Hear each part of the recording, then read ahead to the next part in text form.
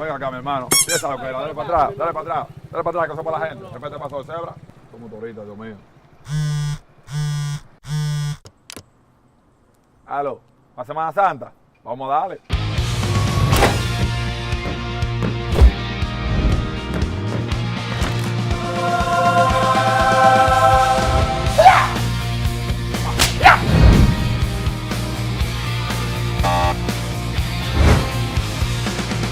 Piensa lo que era, mío, sin saldo.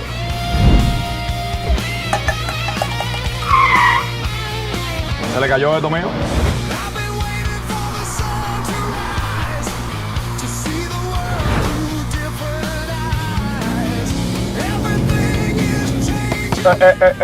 Al paso, mío, al paso. No, va acá, voy, no te vayas, te comí, Ya ustedes saben, ¿verdad? Que esta Semana Santa nos vamos a paso seguro. Ven acá, ven.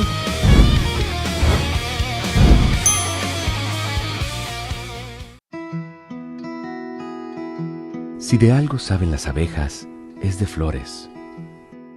Hay de todo tipo y para todos los momentos. Lo importante no es solo su color, tamaño o forma, sino lo que hace sentir cada una. Y para esos sentimientos trabajan. Igual que el Banco Central, que trabaja para hacer florecer la economía y que sientas estabilidad. Para ese sentimiento de tranquilidad. Para ese sentimiento de crecimiento y desarrollo. Para que la primavera llegue a todos los sectores y los planes de muchos den grandes frutos. Banco Central de la República Dominicana, 75 años trabajando por una estabilidad que se siente.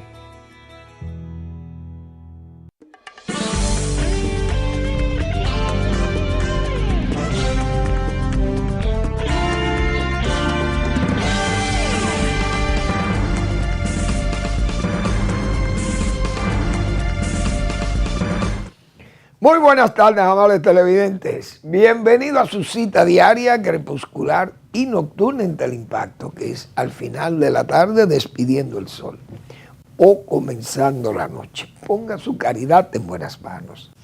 Apoye el patronato de lucha contra el cáncer de Villa González Incorporado. 809-443-8010. También el Hogar Escuela Santo Domingo Sabio, otro espacio para usted ayudar, apoyar a los salesianos que cuidan de esos jóvenes que están en alto riesgo. Y no solo lo cuidan, los forman para que sean ciudadanos útiles al país. Avenida Independencia, esquina Gregorio Luperón, en Santo Domingo. Bueno, parece, yo viendo el anuncio o publicitario y el mensaje, mejor dicho, hecho publicidad, pero el mensaje de RD Vial con el chico con el chino de Villamella haciendo ese trabajo como actor ahí, muy bien. Y haciendo esas sugerencias válidas, viendo uno todo el esfuerzo hecho por las autoridades, porque hay que reconocer, como dijimos aquí al inicio de semana, que 51,000 jóvenes iban a estar disponibles como voluntarios de defensa civil y del COE, para tratar de evitar accidentes, y no solo accidentes de carretera, sino todas esas discusiones, todos esos alborotos, todos esos pleitos que se dan en áreas de recreo, donde está concentrada mucha gente que va a las playas y ríos y cosas de esto, y montañas.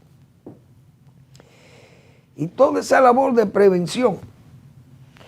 Y aún así, señores, tenemos que ver 27 muertos, más de 80 accidentes prácticamente en 3 días, 4 días de Semana Santa. no vale prácticamente. Digo yo, y si no fuera por ese esfuerzo que hacen las autoridades, que hay que decir que han hecho un esfuerzo muy reconocido, tanto RD Vial como la DGC y la parte de defensa civil y esa gente del COE han hecho su trabajo. Y han evitado más desgracia, porque hay que ver las cosas que suceden, todo lo que ha pasado en áreas de playas abiertas y todo aquel desorden que trajo los inconvenientes, pues nosotros sabemos que en este país no es fácil aplicar la ley, porque hay gente que está acostumbrada a cierto libertinaje, a un desorden y nada, como decía Aristófanes Urbáez, querido amigo ya fallecido y que en paz descanse. Entonces este país es un desastre, porque la gente no quiere aquí,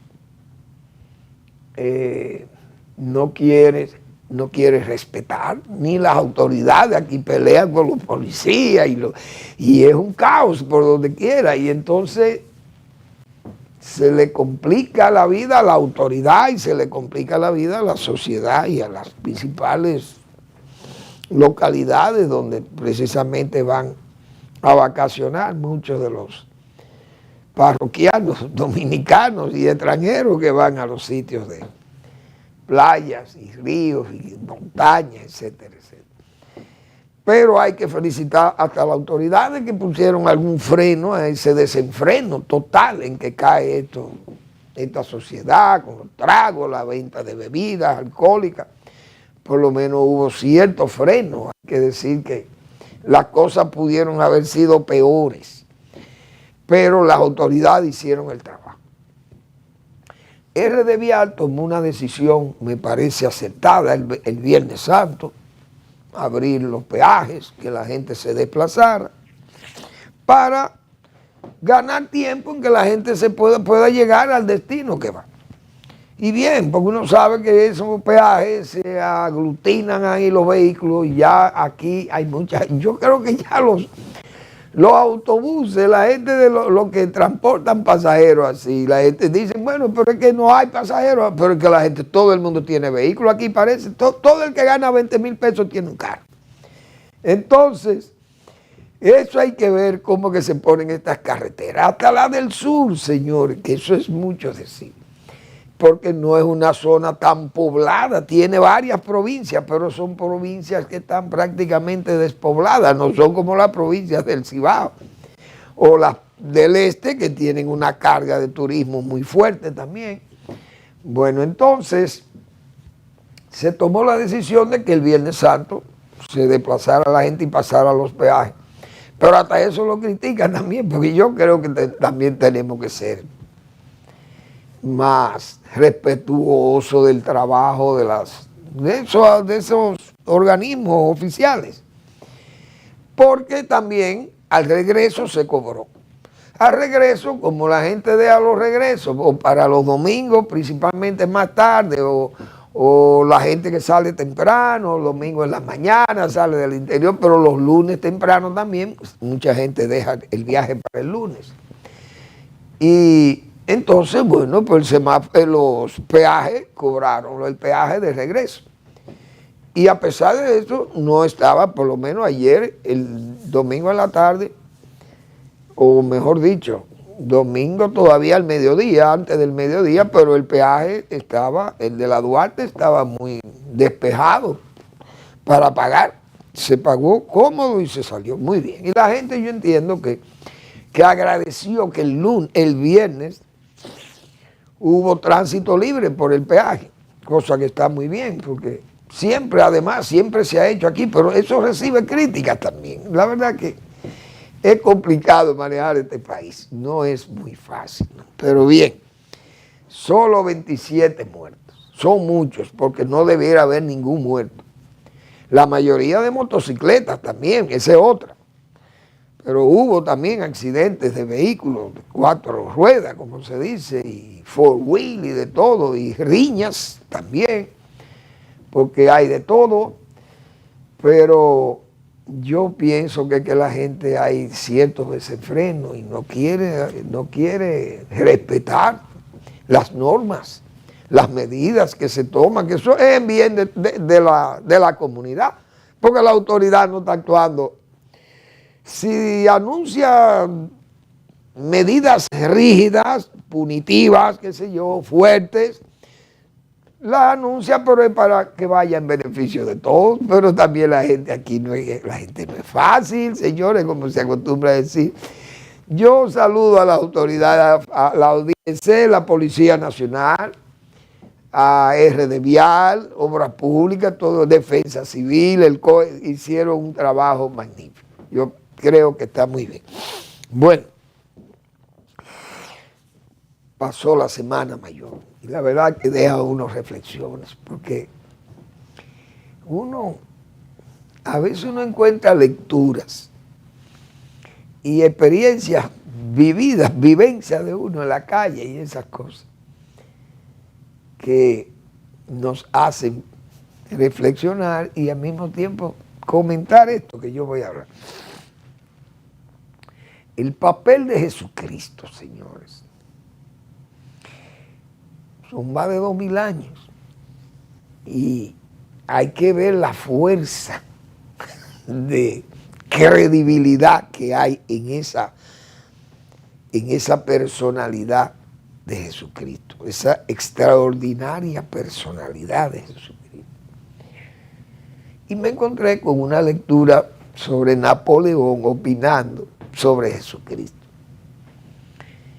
Parece que Napoleón, en un diálogo que tuvo con uno de sus generales, creo el general Bertrand le decía como que Jesucristo, como que era un hombre más común y corriente, que no podía ser como un hijo de Dios, porque Dios no se iba a expresar en un hombre de carne y hueso, con boca, nariz, ceja, etcétera, lengua, como un hombre normal y corriente, como nosotros mismos, porque Jesucristo era con nosotros, igualito que nosotros. Entonces ese general quiso como minimizar, poner a Jesucristo como al mismo nivel de los hombres y como que eran tontos los que creyeron en esas enseñanzas que él nos dejó con sus palabras, recogidas, todo el mundo sabe, por los evangelistas. Principalmente, bueno, todos los cuatro, porque Marcos, aunque no lo mencionan ahí en el Calvario, por lo menos con las palabras últimas de Jesús. Pero son sus evangelistas, la gente que se encargaron de difundir la vida de Jesucristo, sus enseñanzas, sus palabras, sus mensajes, su pasión, la muerte y la resurrección de Jesucristo. Esos fueron los evangelistas. Bien, entonces, yo en esa lectura que vi de Bonaparte le analizaba al general Bertrand la figura de Jesucristo y dice, mira, realmente Jesucristo no es un hombre cualquiera. Eso fue más o menos lo que le quiso decir. No es tan simple como tú lo estás poniendo. Mira, Alejandro, César,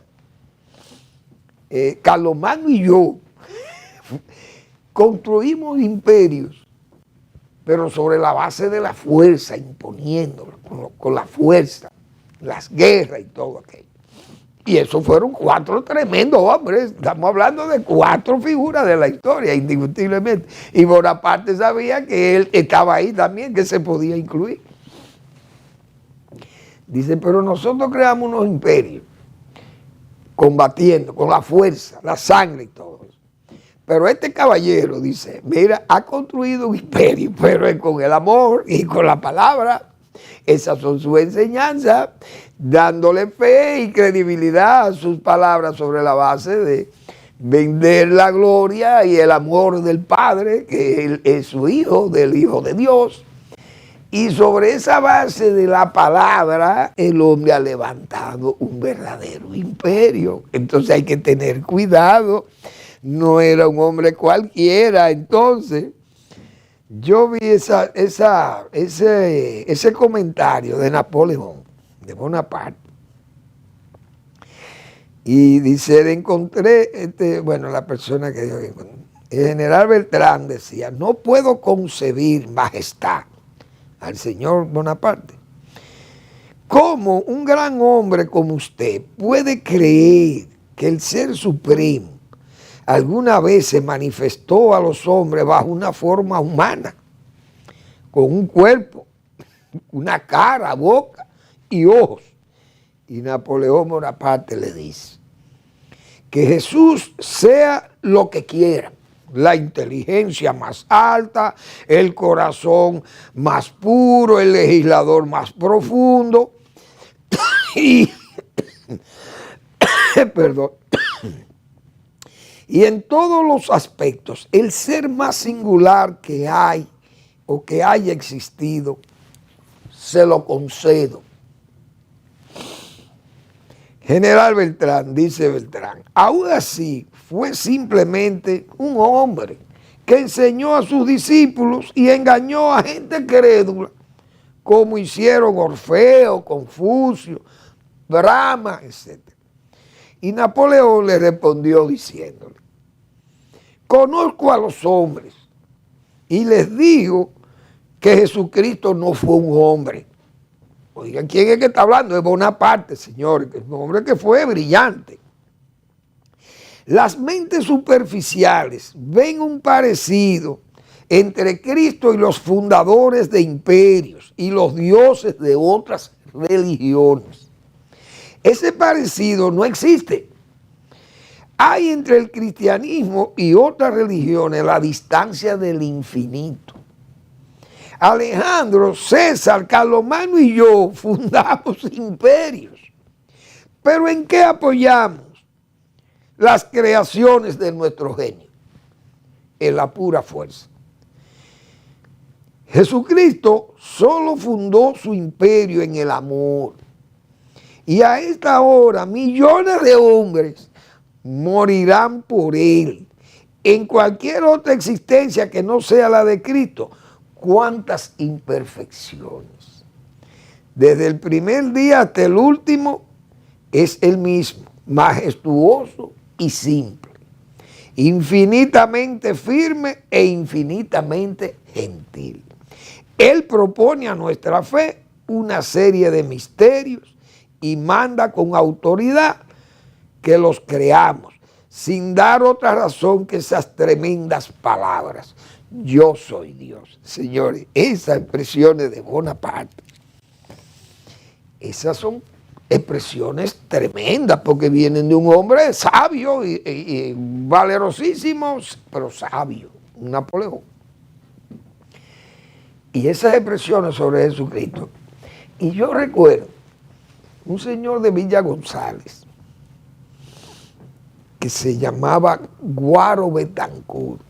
Guaro era un hombre que no tenía un juicio muy asentado, se puede decir, pero era un hombre sano, bueno, y él se convirtió a los evangélicos, a la iglesia evangélica. Entonces dio su testimonio, como se acostumbra en las iglesias evangélicas, que los que llegan y se convierten, los convertidos, hacen su testimonio. Y yo recuerdo que Guaro en ese testimonio se emocionó tanto, que llegó a decir que Jesucristo era un hombre terrible, tremendo. Y entonces esas palabras fueron como esas expresiones fueron como tan callejeras, vamos a decir así, pero fueron tan espontáneas. Y él catalogó a Jesucristo como un hombre terrible. Es decir, aquel hombre con su, diríamos, pobreza intelectiva, sin embargo, describía a Jesucristo por encima de todos nosotros los seres humanos, porque tenía esa condición. Entonces, uno viendo cómo se recrean esas palabras de Jesucristo, sus últimas palabras. Y la verdad que el hombre, señores, aún moribundo, enseñaba valor y amor y justicia, porque dice Padre, perdónalo porque no saben lo que hacen. Una serie de tipos que se burlaban de Jesucristo clavado allí en la cruz. Y se reían y se burlaban de él. Y él le dice al Padre, perdónalo que no saben lo que hacen. Eso es tremendo. Señores, eso es tremendo. Tengo sed. Quizá una prueba de que, bueno, también soy humano, para que la gente vea. Y se quebró tal vez en algún momento cuando una de sus palabras que le decía al Padre de que como que lo había abandonado. Y eso fue como una quiebre tal vez de fe, pero de duda, mejor dicho.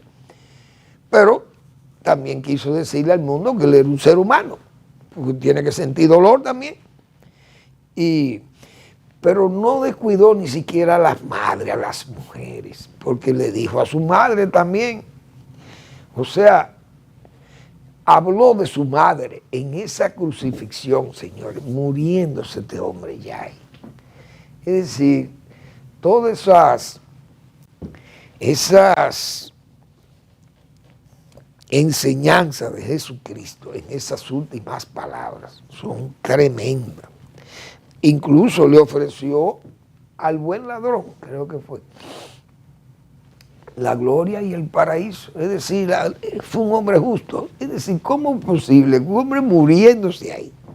Todavía enseñaba, hablaba de amor y de valor y de la gloria del Padre y de todo. Bueno, la verdad que son enseñanzas tremendas. Yo no sé cómo hay gente que no se atreven a pensar que Jesucristo es el Hijo de Dios y que fue un hombre excepcional.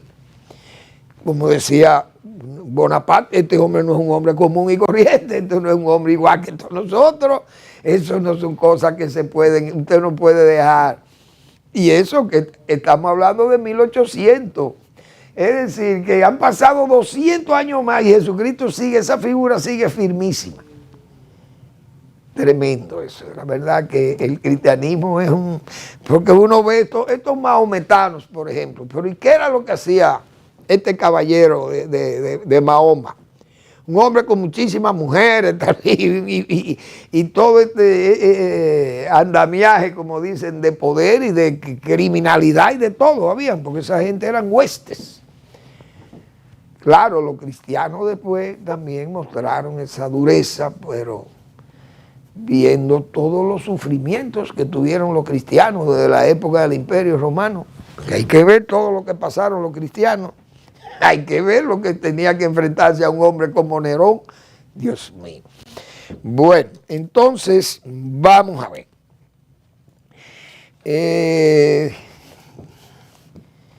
Hay otro asunto. Yo creo que David Collado, que es un hombre que ha demostrado que le gusta su trabajo en turismo, pero no solamente ir a adecuar playas y espacios, diríamos, de recreo turístico. Él tiene que tomar partido en una serie de problemas que se están generando en esos lugares de playa. Porque usted va, por ejemplo, a esa playa yo recuerdo Puerto Plata. Esa playa de Puerto Plata quedaba en el mismo pueblo, o quedan en el mismo pueblo, no ha cambiado aquello. Entonces eso complica mucho para los bañistas y para las inversiones, incluso en turismo, en esas playas que están muy cercanas o en medio de los pueblos.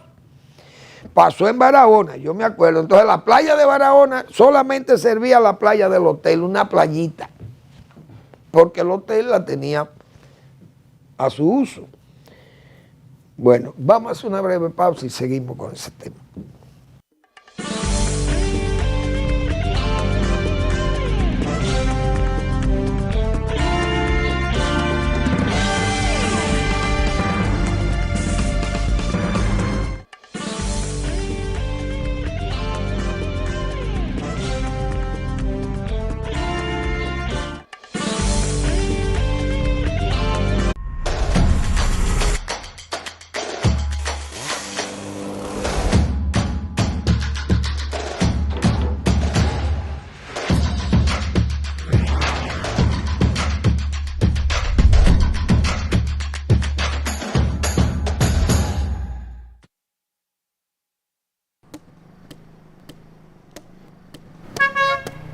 Venga acá, mi hermano. Piensa lo que era. Dale para atrás, dale para atrás. Dale para atrás, que eso es para la gente. De repente pasó el cebra.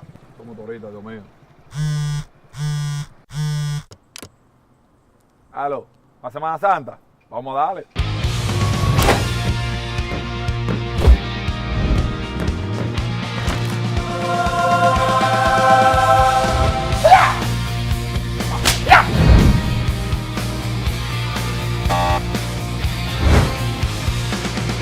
Y esa lo que era, mío, sin saldo.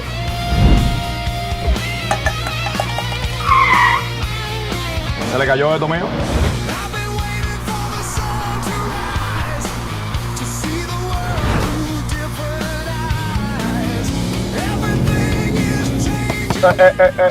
Al paso, mío. Al paso. No, va acá, voy. No te vayas. Te comí. Ya ustedes saben, ¿verdad? Que esta Semana Santa nos vamos a paso seguro. Ven acá, ven.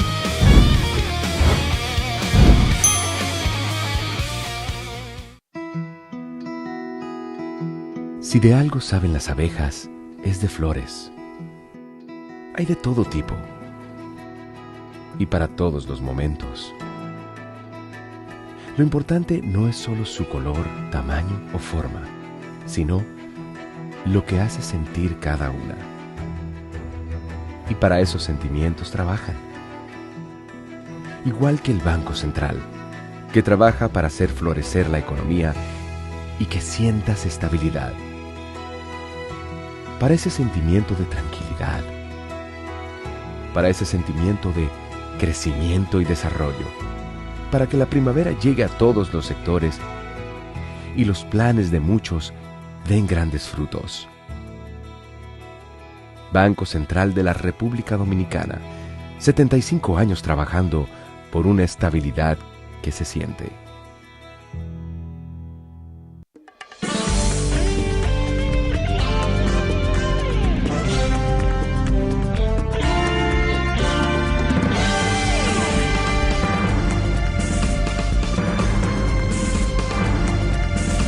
Bueno, entonces ese comentario que hacíamos anteriormente, David Collado, bueno, se le reconoce su trabajo en el Ministerio de Turismo, pero es un trabajo de promoción y de adecuación, como decíamos, en algunos sitios turísticos que ha tenido que arreglar infraestructura y esas cosas, pero es que el trabajo de ese ministerio va más allá, y yo creo que él no quiere intervenir en esa área, parece, y eso es un área vital que él tiene que actuar. Por ejemplo, ese ordenamiento territorial. Esos desórdenes que se están armando en estos sitios, por ejemplo, Las Terrenas, que todo el mundo, el que conoce Las Terrenas sabe que eso es un caos, porque ese pueblo está en medio de las playas y entonces es un lío, eso está muy integrado ahí. Y eso se satura de tal forma que entonces las playas se ven abrumadas y el pueblo y todo, y hay demasiada gente allí. Pero las quejas de ordenamiento territorial y los asuntos sanitarios y de basura y de regulaciones de todos esos negocios y la salud pública, la parte de salud pública, las comidas y todas esas cosas que tienen que velar, que el turismo vele por una calidad de turismo. Por ejemplo, ahí en este sitio, en Cabarete, también hay muchas quejas con Cabarete, pero todos los pueblos están así, los pueblos turísticos, y el Ministerio de Turismo como que no se mete en eso. Solamente va y vende las adecuaciones que hace de infraestructura. Pero no está trabajando, por ejemplo, la distancia de playa, los hoteles ocupan la playa total y entonces la gente se queda también sin playa. Pero entran por áreas que se les permite, como dice, entonces lo que hacen es que también crean disturbios y crean saturación en el área, que los proyectos de turismo o los proyectos de hoteles, de playa, entonces se ven impedidos y eso está creando muchos problemas, principalmente de ordenamiento en esos lugares turísticos. Pero el Ministerio de Turismo tiene que actuar. Pero este hombre parece que no le gusta buscarse esos problemas o meterse a resolver problemas graves que son esos. Es decir, esas distancias de los 60 metros, este señor no se, parece como que es muy tolerante o se da por no enterado. Entonces, el Ministerio de Turismo no es solamente para anunciar que vinieron tantos turistas, promover el turismo y adecuar algunas infraestructuras turísticas. No, hay que ir a la parte de esa organizativa y todo ese desorden que se está armando en esos pueblos turísticos. Eso es un caos. Entonces hay muchas quejas. Y yo decía el caso de Barahona, por ejemplo, pero así son todos esos pueblos. Por ejemplo, Montecristi tiene esa playa en el mismo pueblo. Usted busca, ¿qué otra? Bueno, esa parte de La Terrena, Puerto Plata, todas esas playas están pegadas a los pueblos, Sosúa, todo eso es complicado de verdad. Esa área de Cabrera, no sé, porque el pueblo también, esos pueblos están todos pegados a la costa, como se dice. Entonces están pegados a la playa. Pero turismo tiene que intervenir en eso, pero parece que el señor Collado no quiere ponerle el cascabel al gato, porque parece que son problemas muy graves. Bueno, pero tiene que actuar como la primera autoridad en el área del turismo, es el ministro. Eso no es solamente hablar pausado y decir, mira, arreglé un parador aquí y arreglé esta callecita por allí de acceso a la playa. Y bien, eso está muy bien, pero los problemas mayores son esos que estamos hablando, de ordenamiento territorial y todo eso. No voy a hablar de la disputa por los terrenos, porque eso no escapa a él. Pero esas cosas tienen que tomársele, hay que tomarle... ¿cómo se dice? Tomarle anotaciones, prostitución, por ejemplo. Esa prostitución, eso tiene, turismo tiene que ayudar a correr. Eso en La Terrena, eso es un desastre, y en Puerto Plata y en Sosúa, lleno de prostitutas haitianas y de todos los tipos hay ahí. Eso es un desorden, que no hay familia organizada que pueda ir a una playa. Yo recuerdo antes Sosúa y los charamicos, por ejemplo. Usted iba a Sosúa, señor, y usted veía a Popi Bermúdez y su familia tirado en la playa ahí con la gente y los judíos allá en la colonia de ellos, y todo era tan respetuoso, ver que ellos, las familias de Santiago, iban y compartían con la gente ahí y se sentaban en la misma playa. Pero ya nadie que se respete puede llevar una familia allí, porque eso es lo que está lleno de prostitutas haitianas, la gran mayoría. Entonces, ¿quién es que regula esto?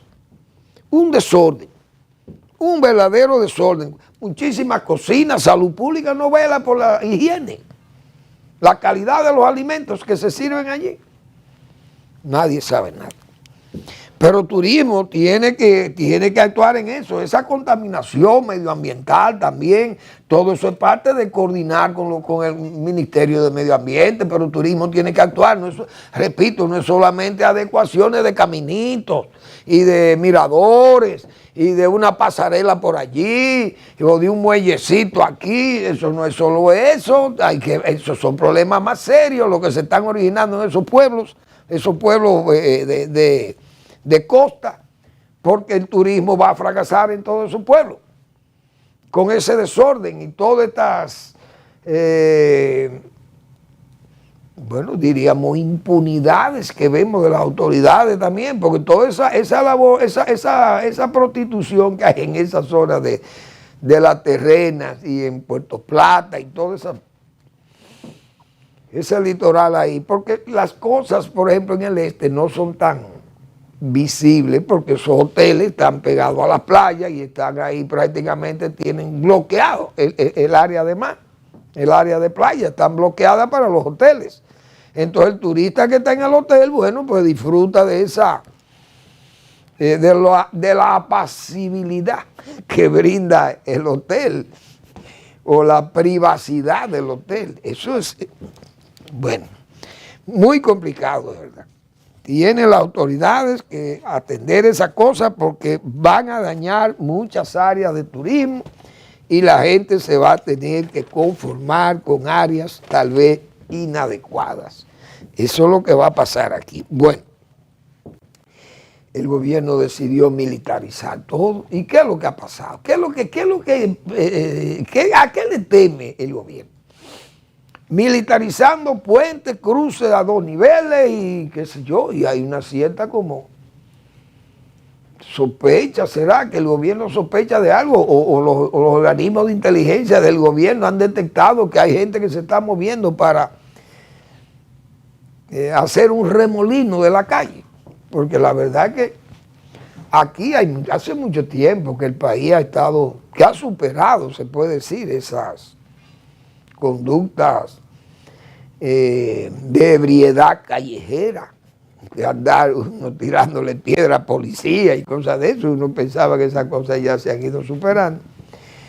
Pero además, el gobierno dio pruebas de que los principales comerciantes y empresarios del país le dieron garantía de que no iba a haber aumento de cosas, de precios. O el gobierno teme que va a tener que aumentar la gasolina 10 o 15 pesos más por galón en esta semana, porque parece como por guardar el Viernes Santo no hubo aumento, pero parece que el gobierno va a tener que asumir alguna responsabilidad en esto de tener que aumentarlo, porque no va a soportar tal vez el ir subsidiando los combustibles, los costos de los combustibles, y eso piensa el gobierno que puede generar alguna inquietud social. El presidente le ha pedido, parece que será, repito, que la autoridad ha escuchado algunas quejas, algún rumor de que puede haber un movimiento de lucha callejera o de protesta, no sabemos. Pero han militarizado y todo, y entonces dice que Abinader plantea acuerdo nacional para enfrentar efectos de la crisis global. Es decir, el gobierno también tiene que darse cuenta de lo siguiente. ¿Qué es lo que nosotros hemos estado diciendo aquí? Que el gobierno no tiene un discurso con un mejor gasto. Ese gobierno coloquial, como hemos dicho nosotros, del presidente Abinader, es un gobierno que derrama mucho gasto público. Es un gobierno que está en la calle, y el gobierno que está en la calle derrama gasto público porque le piden muchas cosas al presidente. El presidente hace promesas, no se pueden cumplir, queda la palabra empeñada del presidente. ¿Y qué es lo que hay? Muchas promesas y luego lo que se tiene que evacuar es demagogia. Entonces esos gobiernos coloquiales tienen eso.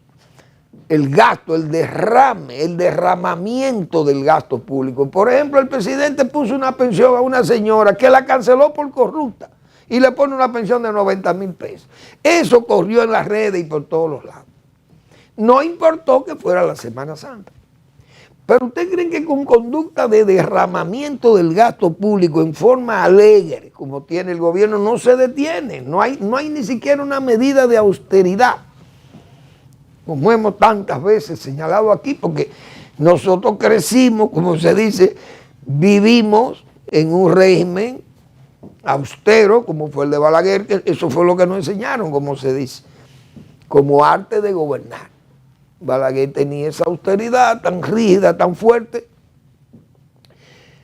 y se demostró después que él volvió al poder, que entonces encontró un país ya sumamente problemático, cuando los 10 años, un país que debía 911 millones de dólares cuando él salió en el 78, y cuando vuelve 8 años después encuentra una deuda de más de 3,000 millones de dólares. Se ha incrementado muchísimas veces. Es decir, se incrementó esa deuda casi 5 veces el monto de lo que tenía en el 78. Imagínense ustedes aquel hombre que tiene que venir recibe el país con un acuerdo con el Fondo Monetario que no lo podía cumplir, porque ni dólar ni divisa había para pagar los intereses y el capital de esa deuda. Bueno, entonces Balaguer fue un hombre muy austero, eso fue lo que le enseñó a los que trabajamos en aquella época. Pero estos gobiernos gastan dinero, entonces cuando usted le pide a la autoridad, a las organizaciones opositoras que contribuyan, que se acerquen para buscar soluciones comunes de consenso ante una crisis global. La gente tiene sus temores, los mismos opositores. Casi se le resisten al gobierno porque el gobierno no da prueba de un discurso para mejor gasto público. Eso le va a ser difícil al presidente y casi suena como si fuera eufemístico, porque no va, la oposición no se va a entregar con un gobierno que es un gobierno manirroto, como hemos dicho tantas veces aquí. El gobierno no cierra el gasto innecesario. Y repito, ahí están todas esas pensiones y nombramientos y gastos que tiene el gobierno muy altos. Se sabe que esas cosas también ahuyentan la colaboración de la oposición. Va a ser difícil. Por ejemplo, cuando Balaguer invitaba a la oposición a una situación crítica, por ejemplo, como esa, la oposición, muchas veces el doctor Peña Gómez, entendió situaciones que eran muy graves y fue una especie de freno. Aquel PRD tan levantisco, con unas posiciones cerriles, una izquierda combativa. Y a veces, pues Balaguer tenía que decirle al propio Peña Gómez, me imagino yo, le diría, doctor, mire, frene un poco su gente, porque la situación está muy difícil y aquí no hay la posibilidad de que salgamos a camino tan fácilmente, y menos en un momento en que entonces ese partido suyo se lance a la calle y comience la ebriedad y tengamos que reprimir, y aquello va a complicar más el asunto. Pero Balaguer era un hombre que el PRD no le podía exigir que no era austero, que era un hombre gastador. Lo único que le exigían a Balaguer, el PRD, yo recuerdo en el periodo de los 10 años, era que redujera sus obras públicas. Es decir, mire, doctor, construya menos. Pero nunca le dijeron a Balaguer que Balaguer andaba botando el dinero público o haciendo viajes al exterior. Mira, aquí dame un jet para irme a Francia, para ir a Turquía, para ir a Jordania, un jet para ir a Washington. Balaguer no hacía eso. Entonces la oposición, yo recuerdo, lo que hacía era pedirle que redujera las construcciones. Bueno, presidente Balaguer, baje las construcciones. Mire, si usted está haciendo el palacio municipal de Mao, mire, frene aquello, que sigan defendiéndose en la oficina que están. O pare el Teatro de Santiago, por poner un ejemplo, el Teatrico de Santiago. Eso era lo que le pedían a Balaguer, pero nadie se atrevía a decirle a ese régimen que no malgastara el dinero. Pero es que estos gobiernos gastan dinero, entonces toman préstamos y sobre la base de ese déficit que se está manejando el gobierno derrocha, es todo un derramamiento de gastos, promesas incumplidas, evacuando demagogia, y eso es lo que trae el gobierno coloquial incluso, que debe tener cierto recogimiento para evitar esas cosas. Pero parece que eso es lo redituable, vamos a decir, políticamente. Vamos a la pausa.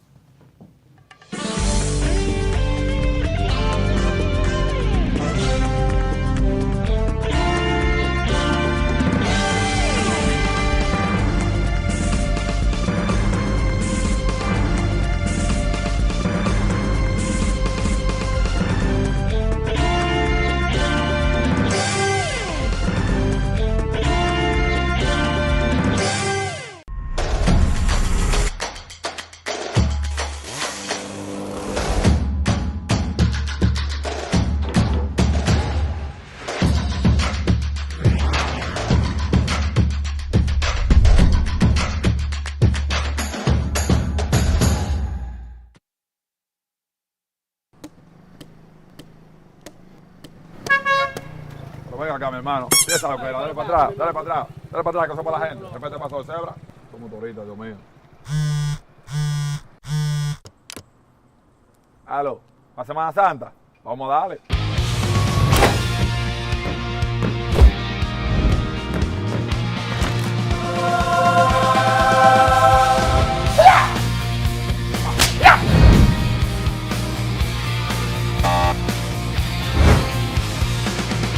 Y esa lo que era, mío, sin saldo.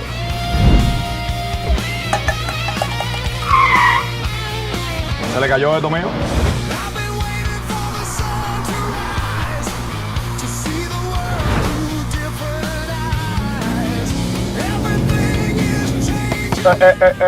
Al paso, mío. Al paso. No, va acá, voy. No te vayas. Te comí. Ya ustedes saben, ¿verdad? Que esta Semana Santa nos vamos a paso seguro. Ven acá, ven.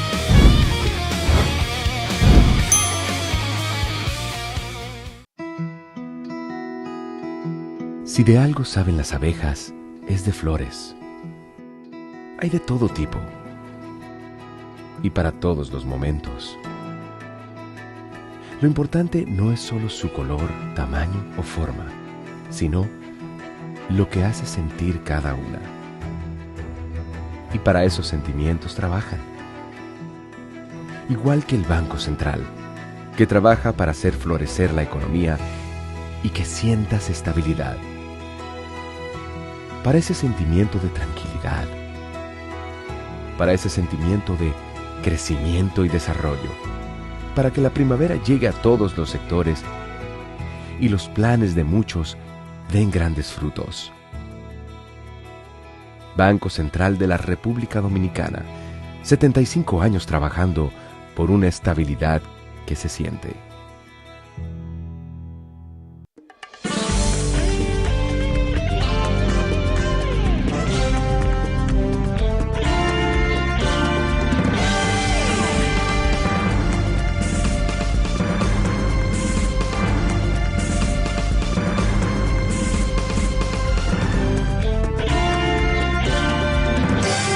Bien, esos asuntos que se han aireado, porque es las cosas que nosotros tantas veces hemos dicho aquí, la calle en sí no facilita soluciones imaginativas, lo hemos dicho nosotros. Ese es el gobierno coloquial, porque el presidente pasan cosas que tal vez, si estuviera en su escritorio, como yo he dicho, ese mueble básico del poder donde se despacha el Estado, los asuntos del Estado, y que el presidente debe estar ahí, pienso yo.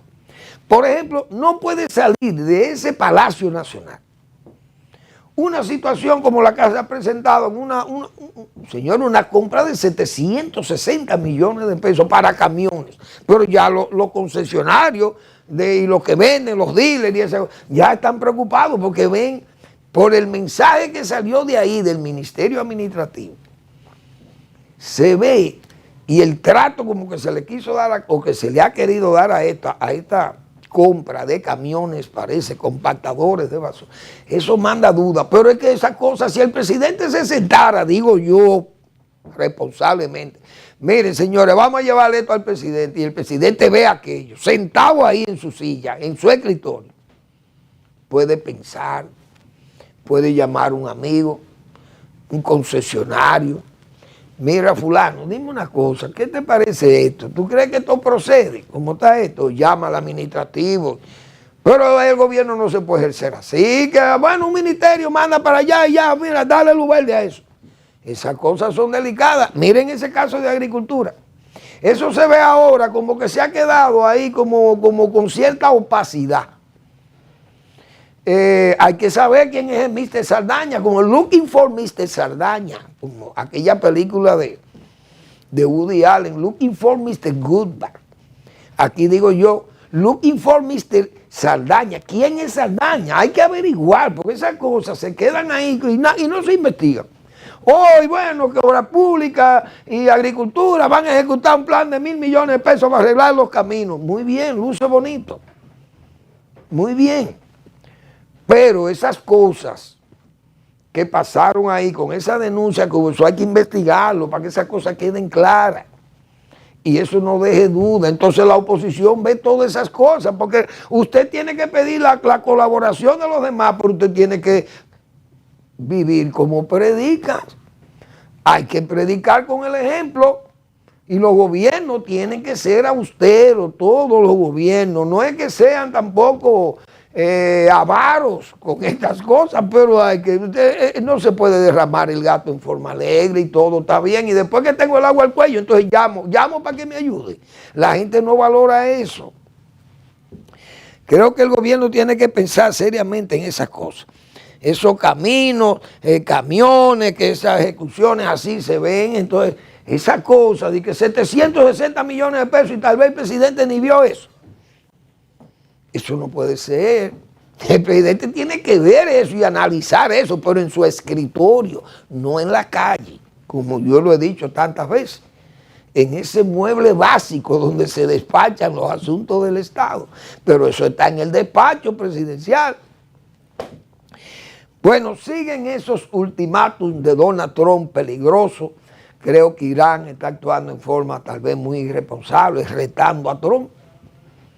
Pero retar a un hombre en esas condiciones que está Trump, con ese problema de Hormuz, y Trump ha dado un ultimátum que va a borrar las energéticas de Irán. Irán quiere que la ONU intervenga, pero ellos, cuando Putin bombardeó a Ucrania y ha bombardeado todas las energéticas, las centrales energéticas de Ucrania, se quedaron callados, al contrario, aportaban más armas. Pero la historia de la callada se venga. Hoy Irán quiere que Naciones Unidas le advierta a Trump que eso sería un crimen contra la humanidad. Pero para Ucrania no fue un crimen. Lo que pasa es que Donald Trump no tiene calidad moral ahora para decirle que no lo puede hacer, porque lo ha permitido que lo hagan también ahí en Ucrania. Y como sus favoritos son Putin y Orbán y Lukashenko, esos son los 4 jinetes del apocalipsis. Ahora mismo, dígame usted, el mundo, la Europa del Este y el Medio Oriente está en manos de estos 4 jinetes. Explíqueme usted. Entonces, ¿quién está maniobrando los hilos de Irán? Trump sabe que eso es Putin. Moscú y Pekín es que están dirigiendo esa guerra ahí. Y ellos saben hasta dónde puede llegar Donald Trump, que probablemente tal vez se le zafen las amarras, pero uno sabe que es un chantaje que le están usando, porque Moscú sabe quién es Donald Trump y sabe hasta dónde va a llegar, y saben que no va a llegar a donde él dice que quiere llegar. Porque todo es una especie de titiriteros que están actuando con este caballero que se llama Donald Trump, que tiene Estados Unidos ahora, un país que estaba tranquilo, como se dice ahora. Hay una complicación muy seria, porque ese costo de la vida está subiendo en Estados Unidos, pero ahí hay elecciones en noviembre y eso le va a traer problemas a Donald Trump. Y vamos a esperar, pero sus ultimátums, vamos a ver dónde van a terminar. No tiene fuerza para ponerle sanciones, lo que ha hecho es debilitar la alianza y dinamitó la OTAN. A los verdaderos aliados lo ha rechazado, lo desprecia. Y a Ucrania, después que Estados Unidos firmó un documento que tenía que defender a Ucrania, pero él no viola todos los acuerdos multilaterales, multisectoriales, dinamita todo lo que hay en el mundo occidental. Y así es que está Donald Trump gobernando en forma verdaderamente caótica, digo yo. Gracias por su atención. Nos vemos mañana en otra entrega de Al Final de la Tarde, despidiendo el sol o comenzando la noche.